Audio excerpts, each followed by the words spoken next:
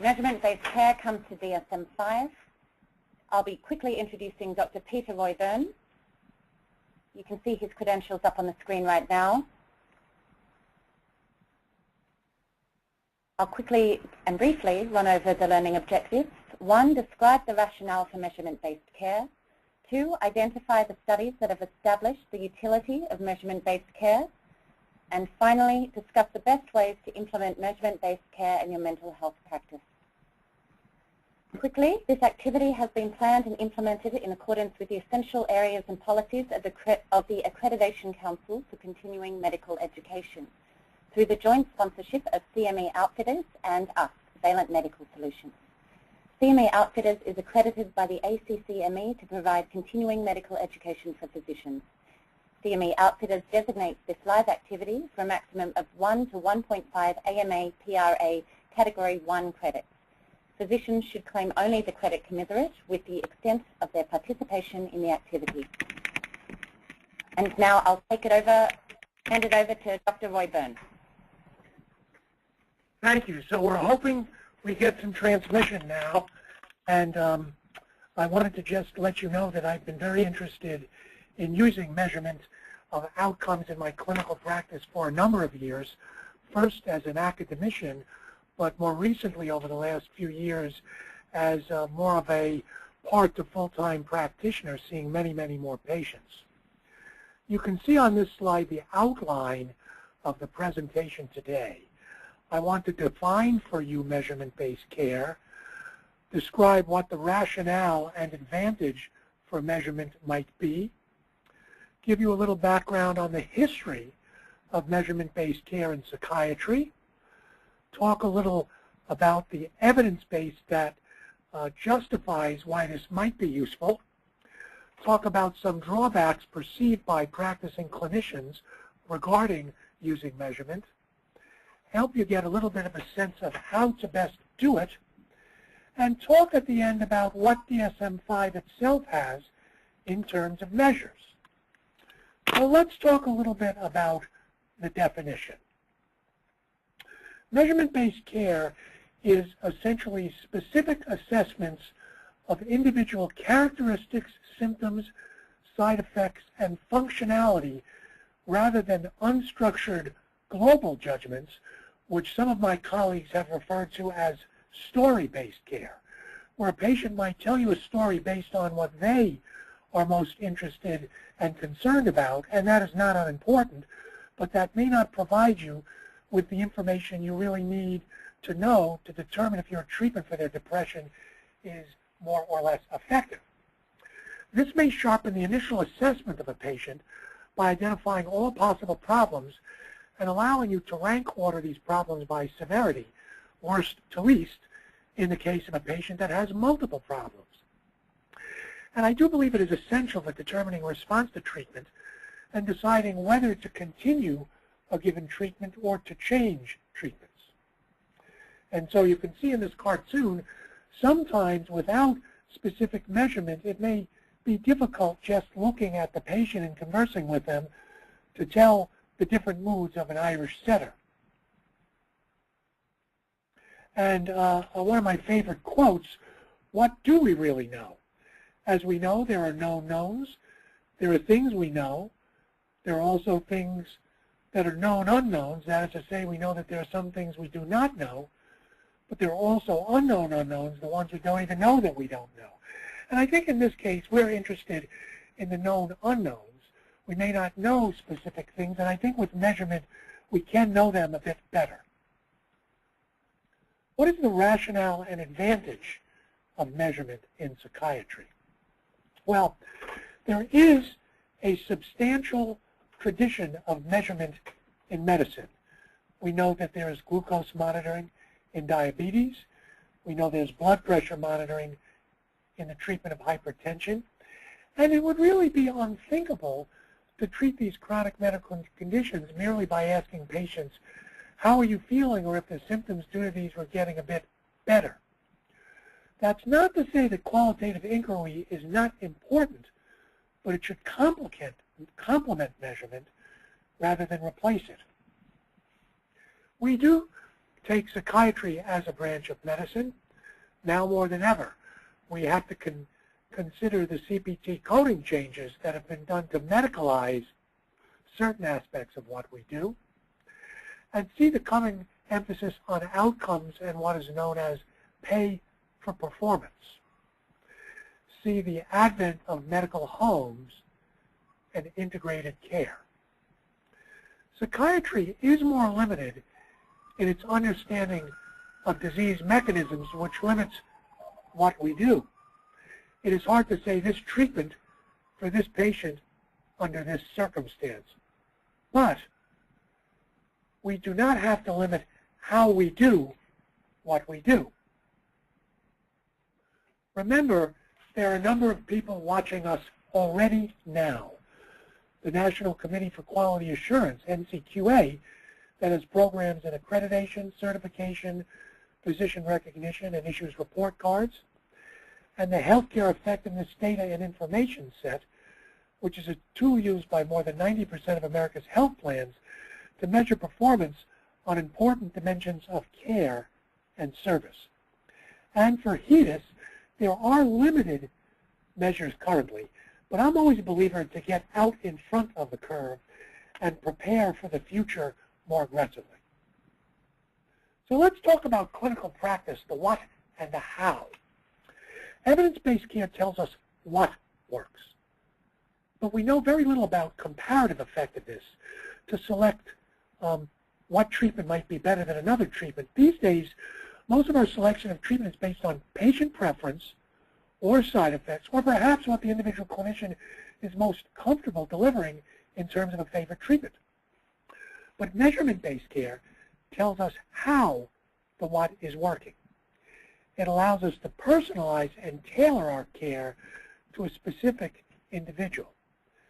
So even if we're limited in personalizing the what we deliver beyond accommodating patient preference, we can make sure that when we deliver it, we can deliver it with some degree of measurement to make sure it can be adjusted and most effective. Now, there has been written about significantly the quality of care chasm. The Institute of Medicine's landmark 2006 report on uneven medical care in the U.S. And they noted that the how of care is much more important than the what of care, and is the core part of what they deemed patient-centered care. Patients suffer, in their view, from not getting the care they receive delivered optimally, much more than they suffer from receiving one treatment versus another. And so in this case, this was part of a research study that I did using measurement-based care a number of years ago, but it just shows you how if you use measurement, you might actually be able to create graphs to actually look at the outcome over time and make it a little easy for you to assess. And in this case, it's not the best illustration because it shows that people had high symptoms that got better over the weeks when they were receiving a certain treatment intervention. But the best rationale, I think, about measurement-based care today is DSM-5 has now made measurement-based care a core recommendation. This has never been done before in any DSM manual. What's the history of measurement-based care? Well, there are a number of studies over the years that tested measurement of outcomes as part of a suite of different kinds of interventions that they used. Wayne Katon started by developing something called collaborative care for depression in the 1990s. Jürgen Unutzer in the early 2000s took that collaborative-based care and developed something called the impact study for geriatric depression. Madhukar Trivedi in the early 2000s with John Rush did something called the Texas Medication Algorithm Project, where they went into a number of clinics in Texas and tried to improve the process of their care. And one of the things they did was made them measure outcomes. And of course, John Rush, with the famous STAR-D treatment for depression that study that compared multiple algorithms of depression treatment used measurement itself. And as you see, most of these efforts were focused on depression, probably the most common syndrome we see and treat, and measurement was just one of several different intervention methods and aspects. And you can see here with the Texas Medication Algorithm Project that the individuals that received measurement along with algorithms did much better over time. In STAR-D, the first phase of which was citalopram treatment for depression, the response and remission rates in this study of initial SSRI treatment closely resembled those seen in research trials. And it was felt that the reason for this, even though it was real-world care in a number of primary care clinics, as well as some specialty clinics, was that they used measurement-based care to allow their clinicians to manipulate and adjust the doses of the citalopram over time. Now, if you think about self-rated versus observer-rated rating scales or measures for depression, STAR-D did use the QIDS and the Hamilton Depression Scale, and also used a self-rated QIDS scale and compared the two, and at least found in many, many subjects in that study, there were over 1,000, and it looked like self-rating scales, they're not perfectly concordant with observer rating scales, but they're pretty good and pretty close, and that's important because it's much simpler in a busy clinical practice to have the patients fill out things rather than have the clinician burdened with doing a clinician-oriented observer scale. Okay, let's talk a little bit about the evidence base, because what you need to ask yourself is, well, prove to me that measurement would make the outcomes of my patients better. And I'm going to show you a few studies have been done to illustrate this. But at the same time, I do have to share with you that asking this question is a little bit like asking for a randomized controlled trial to tell you that jumping out of a plane without a parachute is more dangerous than not using a parachute. That is, I think that there's something that's a little self-evident about the advantage of measuring your patient's outcomes.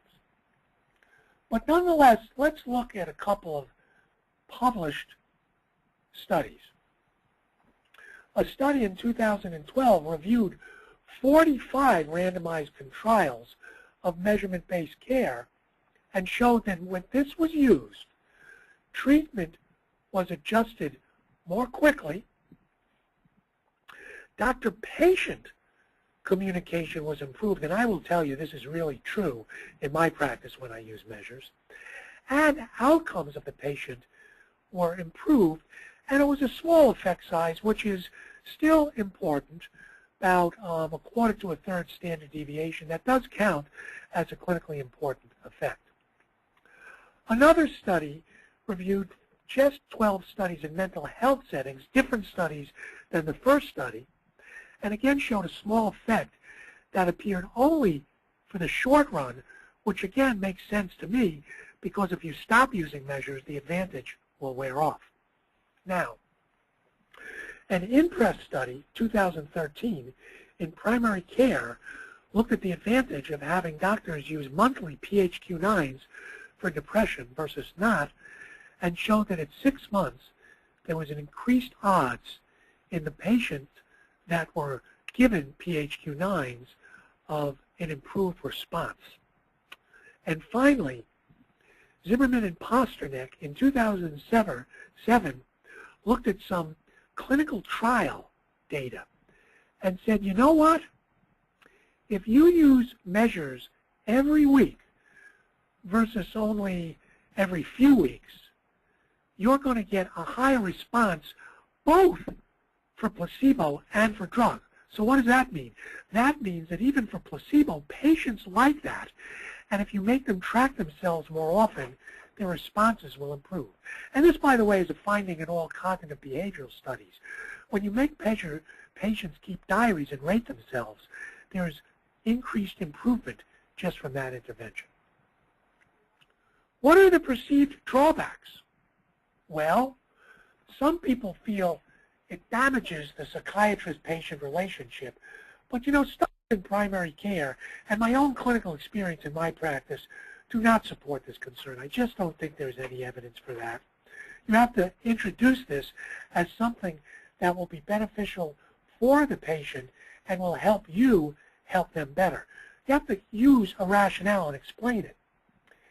Some people think it's dehumanizing by reducing the patient to just a set of symptoms, but I would say then include measures of their function personally and their quality of life. And then the attitude of the psychiatrist is most important. Do you think you're doing the best you can, or do you want to improve on what you do? And can you articulate to your patient that this might help you help them better? What are the limits?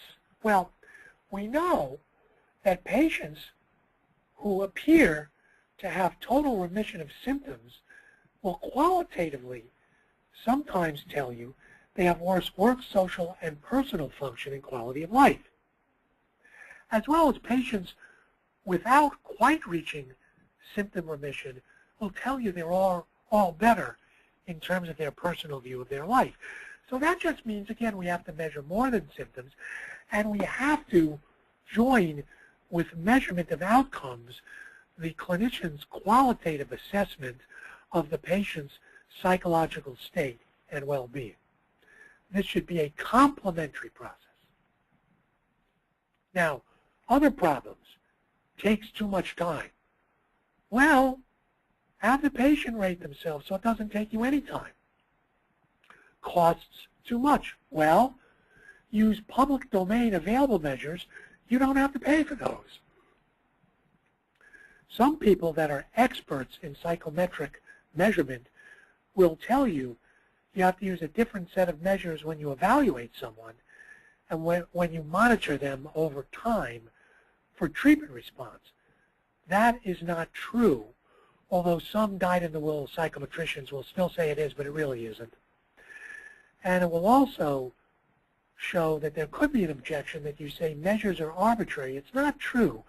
Most of the measures that we use have been carefully validated with a gold standard of clinical interviews and clinical treatment interviews. So, how do you do this? Well, first you got to select your measures. What should you do? Again, use the same measure at intake and over time. This is heresy in dyed-in-the-wool academic psychometric research, but all outcomes-based, measurement-based care experts now are saying to do that. And there are some measures that have acceptable diagnostic qualities and sensitivity to change as well. What are the two main goals of measurement? Well, it's pretty simple. It's your intake and your follow-up. First, identify the range of problems that are present and how severe they are. Diagnosis and assessment. You want to know if someone has not just depression, but panic attacks, ADHD, and social anxiety. You want to know which is the most severe and worse. Then, you want some help to monitor the effects of any selected treatment over time to determine whether you should stick with what you're doing, change course, substitute or add different treatments or treatment modalities, or get more aggressive with the same modality you're using. Again, this is complementary to your careful clinical inquiry and acumen. Do not rely on measurement alone. That is mindless. And again, just to show you a typical patient I might sometimes, unfortunately, see in my office, where you might have 6 different conditions, and you want to measure all of them, and you want an easy way to do that. Severity is very important. Many guidelines and treatment algorithms use severity levels to guide the level of care and the treatment selection. Now, these levels are by no means perfect, but they're preferable to just arbitrary clinical judgment.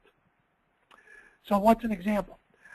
How bad is someone's depression to require being in the hospital, to get ECT, to receive a drug treatment, or just to use watchful waiting?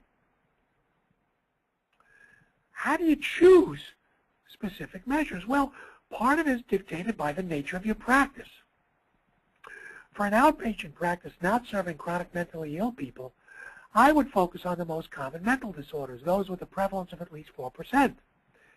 In epidemiologic studies, it's higher than 4% in your practice, by the way. And I would focus on major depression, panic, generalized anxiety, social anxiety, PTSD, ADHD, and substance use. All are widely prevalent and comprise 90% of the disorders you might see. You might want to add OCD and eating disorders as well. If you have a niche practice, you can add some other things, body dysmorphic disorder, other kind of syndromes you're interested in, personality disorder. What are some of the challenges of measurement? Well, measurement of psychotic illness still relies on observer-clinician ratings, and so is more time-intensive. And it may also require some more custom measures for measuring their function, because in the chronic mentally ill, their functional ADL deficits are different than someone who's a functioning outpatient. Measurement of bipolar illness is much more difficult because of the changing mood states and the need to make rate mania by a observer-clinician scale and the absence of good mixed state measures. And I use some advanced customizing, but it's less than ideal. So for those of you that commonly treat a lot of bipolar, what I may say is you might say I'm already doing that. And kudos to you if you are. So how do you construct a toolkit of measures? Make sure you measure symptoms, function, quality of life, side effects, and adherence. Select public domain measures. Determine how you're going to deliver them. On paper, with a computer, with a telephone service that might allow you to administer these before the patient comes to see you, or there might be a web-based EMR or other application that would let you do it on the web. Select the measures you want to use and review how to explain the rationale for using them. So evidence-based tools for initial assessment. They have to have good psychometrics, as we said, and I don't want to kind of belabor this too much. You can look at these slides more yourself, but they have to be both sensitive, that is, if you got it, I want to know, and specific, which means if you don't got it, I want to know. And they should be probably self-report. Reliability is better for self-report. It's more practical. And you can get the symptom-based DMA stuff, DSM stuff for self-report as well. So most of these scales that I'm going to discuss with you today have a high negative predictive value. That means if the score is low, you can be pretty sure that your patient doesn't have it.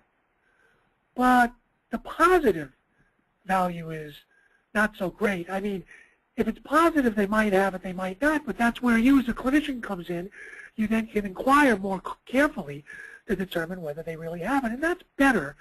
You want to cast a wider net for the positive and not miss anybody, even if you get some people that don't have it. And you'll see that how common the condition is, depends on the setting that you practice in. So if you're in an outpatient psychiatric setting, the positive prediction might even be better because it's more likely you have patients that have a lot of disorders that you might be getting it. And the negative might be not quite as good. Again, what measures to use? Self-rated, public domain, broad measures that cover a bunch of things. And there's no easy answer for psychosis, autism, bipolar treatment monitoring, and drug abuse. Questions about drug abuse people don't like to answer because it means they're doing something illegal. There are other scales, but they're doable, but they take a bit more time. So this is a suite of measures that I use. PHQ-9 for depression, QIDS for depression. I like two depression scales because one is frequency-based and the other is intensity-based. Panic disorder severity scale for panic, QIDS-7 for generalized anxiety, SPIN for social anxiety, PCL-C for post-traumatic stress, AUDIT-C for alcohol, ASRS for audit, SHEIN for disability, bipolar. I use the mood disorder questionnaire at intake, and I have to use a customized scale for following people. And the ADH scale that I use, and all of them are not that ideal. For OCD, you could use a YBOC. It's available. You could use an eating disorder scale for eating disorders.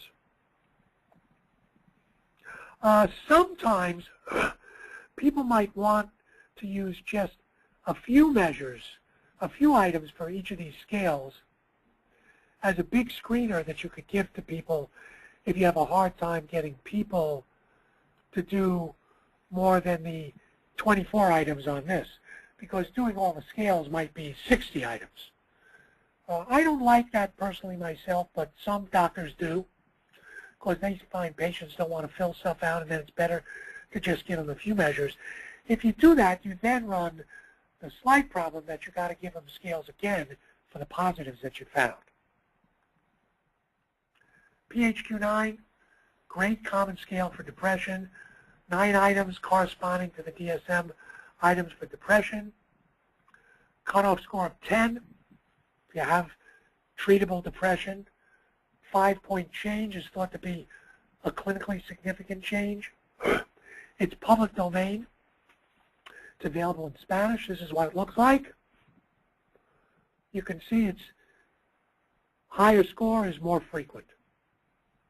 That's okay, but it requires the patient to make a frequency judgment. But you can see the 9 DSM items.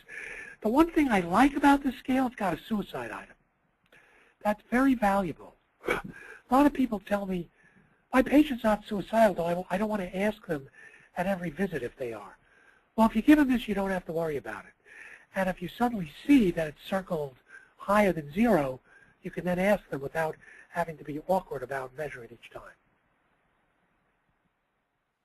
There you can see on the left what the general number score means. Minimal depression, mild depression, moderate, moderate, severe, or severe. Oftentimes people think it's got to be over 10 for someone to get treatment.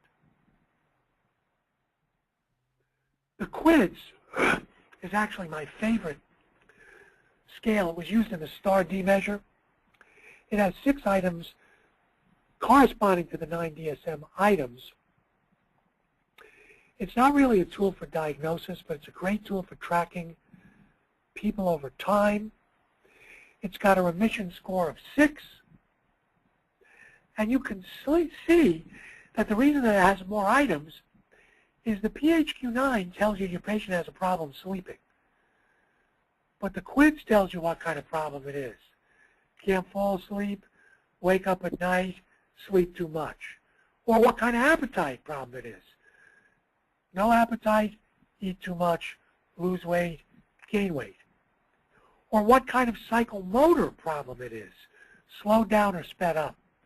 That's why I like it a bit more. And the items are anchored by a behavioral anchor for intensity. So sometimes if you have patients, for example, that are on disability and want to keep their disability, they'll circle a high number for everything on the PHQ-9. I have it all the time. But on the QIDS, they may not, because to circle a high number for energy, it would have to say, I really cannot carry out most of my activities. So occasionally I do forensic evaluations, and the patients that I see always say, PHQ 27, worst possible. But their QIDS isn't the highest. It's, because they use the anchored scales, which is a great thing then, because you can prove they were gaining their PHQ-9. There's your corresponding severity levels for the QIDS. I also think this is a score that's less well affected by transient distress. I've often seen a patient that's not that severely depressed, and their PHQ-9 and their QIDS are 9, you know? And then they get into a big argument, or they find out that their son or daughter flunked out of school or has to go to rehab. And their PHQ-9 goes up to 26 from 9, but their QIDS only goes from 9 to 12. So it's kind of interesting there, kind of valuable. Here's the Panic Disorder Severity Scale. Gives you the 5 panic syndrome components. If you see a panic patient, how frequent is the panic? How intense or bad is it? Do you have anticipatory anxiety? Do you avoid doing things, or are you very fearful and avoidant of bodily sensations? Those are the major symptoms, along with work and social disability. And each of them is anchored like the QIDS here. So it's very nice. The intensity of panic is, my panic was bad enough that I noticed it. My panic was I had to stop what I was doing. My panic was I actually had to stop what I was doing and leave the room and go to the men's room or take a break. Or my panic was so bad I had to leave work and go home. So that's a nice anchor. GAD-7 for generalized anxiety. Just like the PHQ-9. Frequency of items, 7 items. And it even probably gives you a high score in other anxiety disorders besides just panic. And you'd use the same cutoff of 10. And 5 points being a clinically significant change. There's what it looks like. That's a nice scale right there. SPIN, social anxiety, social phobia inventory. 1 to 4 intensity, it's kind of frequency-based here, so, and, not that great. I don't like frequency as much, but it's not bad, and it works. And it taps fear of criticism or embarrassment, fear of authority, discomfort with physical symptoms if you're in front of people, fear of social gatherings, fear of strangers, or fear of being the center of attention. Sampled F scores around 40, controls less than 20.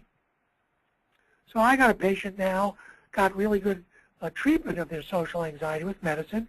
Their SPIN was originally 47, and now it's, 12. So that's great.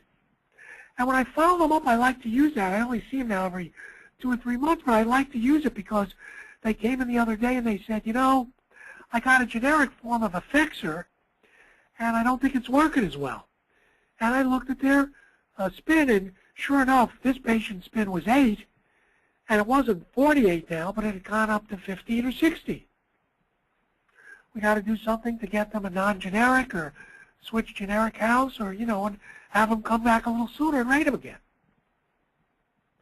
PCL, post-traumatic checklist for PTSD. Again, this tends to rate intensity, but it's not anchored, so it asks you how bad it is. The worst ever, or sort of severe, but not the worst, or moderately. The 17 items correspond to DSM-4, but now that the criteria has been changed, there is no DSM-5 scale yet. The cutoff is about 30 or 40, and the hardest thing about using the scale is, I don't use it routinely now, get the patient to fill it out in response to their trauma or stressor. Otherwise, they'll just use it like another distress rating scale. It has to be related to what happened to them. Audit. If you only use 2 or 3 scales, use the Audit-C. It is a fantastic screen. Frequency and amount of drinking and frequency of heavy drinking. So it basically asks you, how many days a week do you drink? How many drinks do you have when you drink? And on a given occasion, how often do you have more than 6 drinks? And patients don't know that there are really well worked out scores for this. And someone that drinks 5 times a week, 3 or 4 drinks, that's not good. Or someone that has 6 or more drinks every month, that's not that good. But they'll answer it honestly. Or if you gave them the full audit, they're not going to do it because it asks them, hey, have you ever had a problem drinking and people didn't like you drinking, or you missed work because you were drunk, and they go, oh, I don't know, I don't have an alcohol problem. But they're not going to know or think that this is asking them whether they have an alcohol problem. They think you're just asking them like smoking or what kind of other medications they use, and they're going to not be defensive about it. You're going to get some great info. ADHD for adult. Gives you the 17 ADHD items. Developed in the National Comorbidity Survey. The gold standard for this was a little bit less well validated, but you know, it's not that bad. Although I will tell you, just asking people to tell you that they can't concentrate is not that good for ADHD, because everybody thinks they can't concentrate, myself included. But it's a good scale to use, and I like to use it to track change if I'm going to use a stimulant over time. Sometimes it's really great. I've had a patient who's establishing care from California, comes up to Seattle, and he says, oh yeah, I'm on Adderall and I need my Adderall. And they do the ADHD medicine and the score is like 48. And then I can say, wow, this is a pretty high score. How's that Adderall working for you? It doesn't seem to be working. Oh, no, it's working great, doc. You know? Well, at least you have something that you could look at and argue with them about, you know? Maybe it was higher before, but maybe that's not really their problem. Or maybe they have another syndrome that's contributing to their inattention. Okay, she and disability, 3 simple items. It doesn't have excellent psychometric properties. That we have to change that slide and make it say equivocal, because its psychometric properties are not great for a single line item, one item 0 to 10. But it has good face validity. It's easy for someone to do. And within an individual, it's easier to see if they're getting better or worse. It's just hard across individuals to know if someone checking the highest severity has the same function as another person checking the highest severity.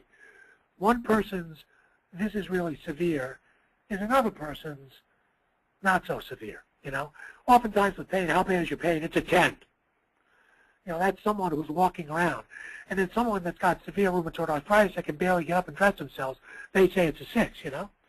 So there's a difference in subjective stuff. The mood disorder questionnaire is a good intake from bipolar illness. That's a great item to use because if they have a lot of items, you got to be suspicious that they're bipolar, but they don't have to be. But if they don't check anything, most of the time, they're not all the time, but most of the time, they probably don't have it. And again, one thing that you will see that I've seen if you use all these measures, your ADHD people sometimes have 10 items checked on the mood disorder questionnaire. And that might mean that they have bipolar illness, not ADHD, although it could mean that their ADHD is causing a lot of mood lability and dysregulation. But it's useful to know. This is what I use for following bipolar patients' mood. I have them make some simple ratings. I mean, on the left, you could just put in high, low, or even.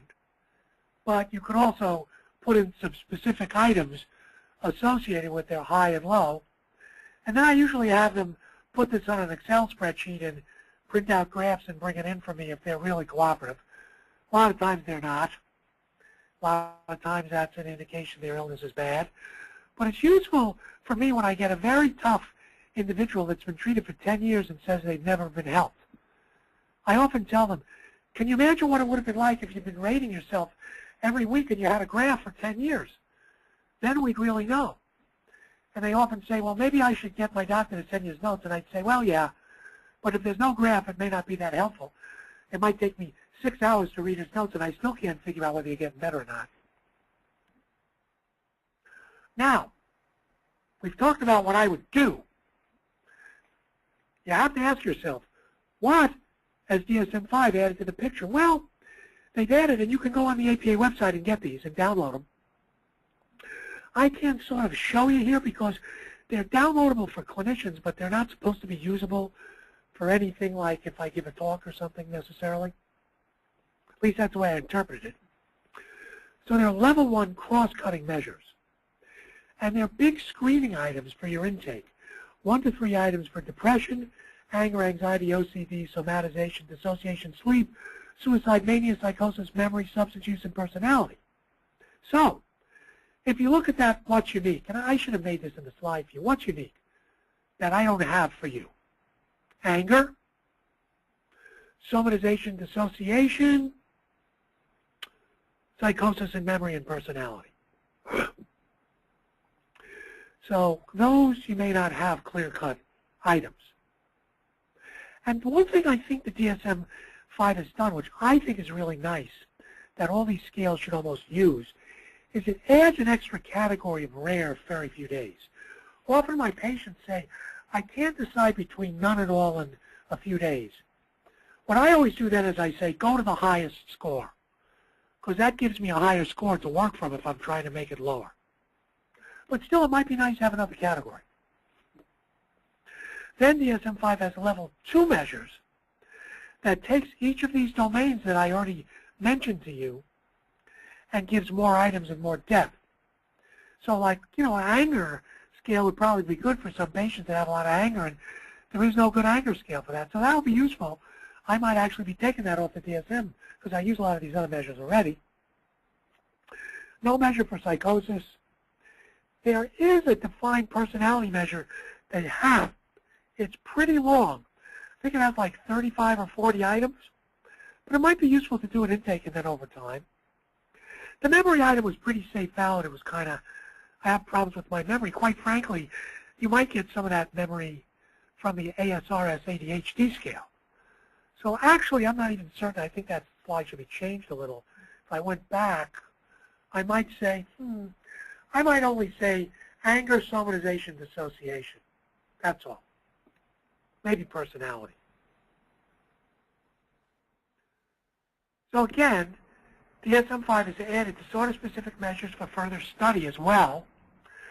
So these measures for panic, GAD, social anxiety, agoraphobia, separation anxiety, specific phobia, PTSD, and personality disorder, which is nice. But I know the people in the anxiety disorder work group, and I'm an anxiety guy, and I said, well, why are you making new measures? There's all these anxiety measures we could always use. And they say, well, the DSM-5 wanted us to make some new measures. I don't know if that's so that they can sell them, because, or if they're going to be in the public domain or what. Now, the DSM-5 does have the HEDIS, World Health Organization Disability Scale, which is a good disability scale. It's better than the 3-item Sheen. It's 36, and I think it's public domain, but again, I have to, I'm doing this webinar for Valence, so I can't put it in there to give you, but I think you can download it from the DSM. And here's my conclusion side. I don't know if there's going to be any questions or not, or people send a text question. I'm happy to stay on and measure. Here's the conclusions. Measurement of outcomes is coming. No question. Measurement-based care may be used or required to validate medical necessity. Not now, but it could happen. To assess quality of care delivered. You don't know. Perhaps even to litigate standard of care. Now, I will tell you, I have an EMR. I use Valent. It's just full disclosure. I use an EMR, and I used it when I started my practice 2.5 years ago before I even worked for them. It was a consultant just because I wanted an EMR. I thought it was a good one. And basically, I have these great, kind of notes that'll print out, and I can tell you when I've had a insurer that's given me a lot of crap about whether they're going to cover something. One time I had a kid with adult autism, and I was doing like 4 measures or 5 measures, and it prints out the measure and the score, and they were like talking to my office manager, well, we're not going to approve this, we don't approve this code, and I wanted a 99205 code or 15. They said, we don't do this. Finally, we sent them the note, and they sent back a thing in like 6 hours going, okay, approved for a year. Because they probably never got a note with all the measures like that. They probably just said, oh, gee, look at what this guy is. Forget about it. Let him have it.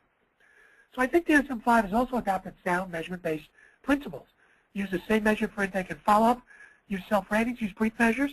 And measure multiple domains, not just one domain. But the biggest thing I will end with is much more important to measure something than to argue endlessly about which measure you're going to use. So with that, I will close. I thank you for my attention.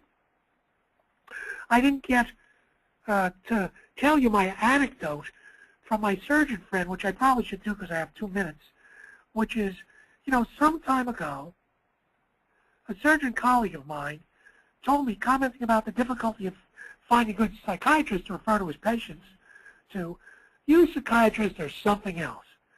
You make a pretty good living, and yet you take no insurance, write no notes, and measure no outcomes. And I think his comment at that point really was prescient about the outcome measurement. I think he's given us a hard time about some of us take insurance, some of us write notes, although a lot of us don't, But I think he was right about the outcomes thing even back then, and it really rings more true today with measurement coming up and the advent of healthcare reform. So thank you for your attention.